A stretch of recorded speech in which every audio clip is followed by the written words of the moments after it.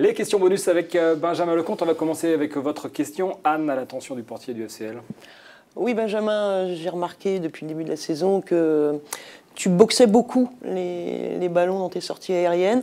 Est-ce que c'est quelque chose que tu fais tout le temps ou est-ce que c'est parce que tu hésites justement à ne pas prendre le ballon Non, c'est surtout déjà dans un premier temps de l'adaptation. Parce que comme je disais, ça n'a rien à voir avec la Ligue 2.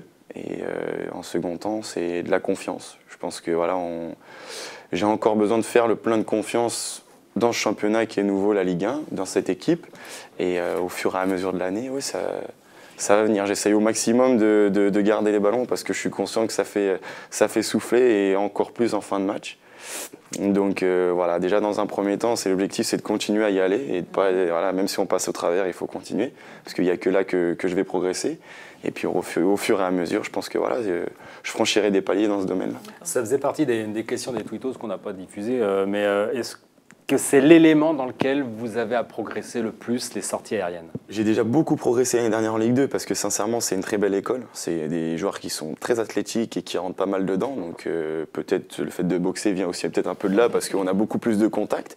Maintenant il y a cette adaptation. C'est pas du tout la même qualité de centre, la même puissance. Et voilà, on tombe sur des joueurs de haut niveau. Et la différence elle se fait surtout là. Donc on continue de bosser et de progresser et espérons que d'ici la fin de l'année, on franchisse des paliers dans ce domaine. Vous mettez des objectifs de progression sur l'ensemble des qualités et aptitudes qu'un gardien doit avoir sur sa ligne, dans les sorties, les dégagements, ou vous estimez qu'à certains niveaux, vous êtes déjà un peu au top du savoir-faire? Non, j'ai que 23 ans, donc j'ai encore une grande marge de progression devant moi de toute façon. Donc il y a des domaines où je suis plus performant que d'autres, il y en a d'autres où je pêche un peu plus.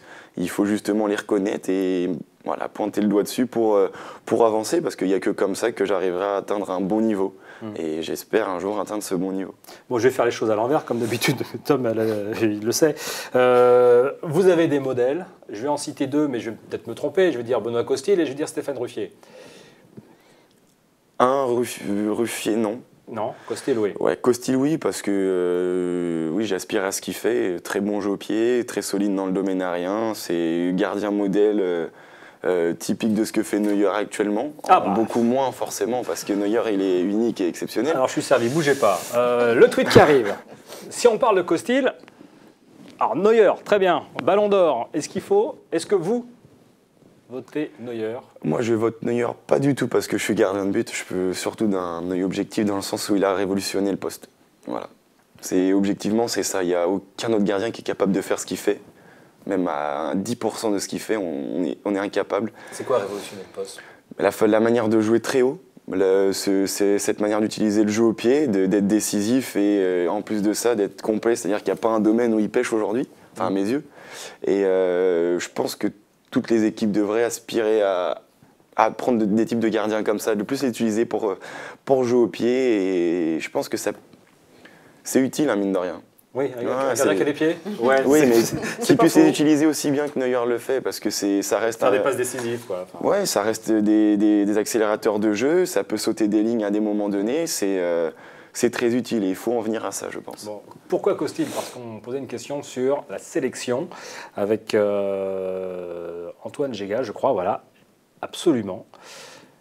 Et Costil a été appelé troisième gardien lors du dernier match de l'équipe de France.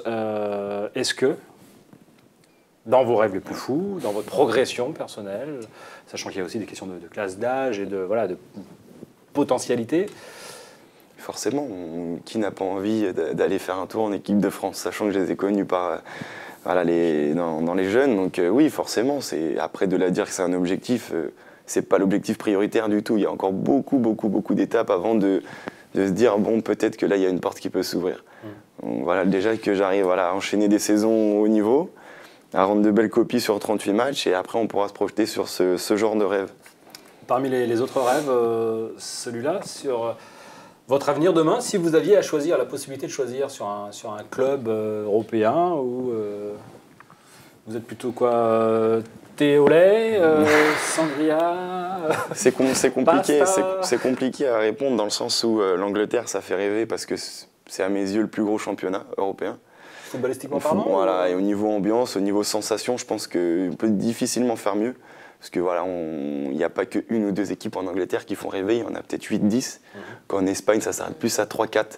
Et dans les autres championnats, c'est aussi similaire. Donc l'Angleterre, oui, parce que c'est quasiment tous les week-ends des gros matchs. Maintenant, l'Espagne, je pense que ça me correspondrait un petit peu plus dans le sens où il y a besoin d'utiliser les gardiens, de jeu, Voilà, je pense qu'au niveau de l'adaptation, ce serait plus facile. Ouais. Bon, deux pistes. Si vous ne fûtes gardien de but, auriez-vous occupé une place sur le terrain? Si oui, laquelle? Avant d'être gardien, je jouais au milieu de terrain, donc je vais répondre ce poste-là. Mais il y en a un que vous préférez? Non, sincèrement, je pense que moi j'aime bien le gardien parce que c'est un poste à responsabilité. Donc c'est ingrat parce que quand on passe à travers, on nous pointe du doigt, mais voilà, on a un rôle à jouer dans l'équipe. Peut-être que les joueurs n'ont peut-être pas ce rôle-là non plus, peut-être pas aussi important et décisif qu'on peut avoir. Bon.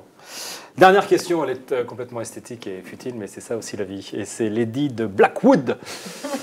Allez, faut faire c'est la page promo là. À Lorient, tout simplement, c'est Red Bones Tattoo. Donc, je crois que le prochain, ça va faire pas la maison alors. Donc allez faire un tour évidemment. Mais... Vous venez de la part de Benjamin Lecomte. Merci beaucoup Benjamin. On touche du bois pour que ça se passe bien. Hein, il faut.